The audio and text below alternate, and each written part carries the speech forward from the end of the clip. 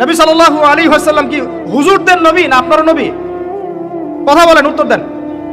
নবী সাল্লাল্লাহু আলাইহি ওয়াসাল্লাম কি হুজুরদের নবী না আপনারও নবী? তাহলে আপনার মধ্যে তার সুন্নাত থাকবে না কেন? আপনার চেহারায় দাড়ি নাই কেন? আপনার প্যান্টটা টাকনুর নিচে কেন? কেন আপনি নবী সাল্লাল্লাহু আলাইহি ওয়াসাল্লামের জীবনী সারা জীবনও একবার পড়ে দেখতে পারলেন না? নবী সাল্লাল্লাহু আলাইহি ওয়াসাল্লাম 23 বছর আপনার আমার জন্য কষ্ট করেছেন, মানুষের মার খেয়েছেন, গাল খেয়েছেন, তাকে 15 বার হত্যা করার চেষ্টা করা হয়েছে, তাকে দেশ থেকে বের করে দেওয়া হয়েছে, গলায় দড়ি পেঁচিয়ে টান দেওয়া হয়েছে, পিঠের মধ্যে উঠে নাড়িভুড়ি চাপানো হয়েছে, দাঁত ঘুষি মেরে দাঁত ফেলে দেওয়া হয়েছে, মাথা ফাটিয়ে দেওয়া হয়েছে, পা ভেঙে দেওয়া হয়েছে। তাদের জন্য, তার জন্য। তা আপনি আমি কেন তার জীবনী পড়ে দেখলাম না কখনো? কেন আপনার চেহারায় দাড়ি থাকবে না, আমার চেহারা দাড়ি থাকবে না? কেন আমাদের প্যান্ট টাকনুর নিচে উপরে থাকবে না?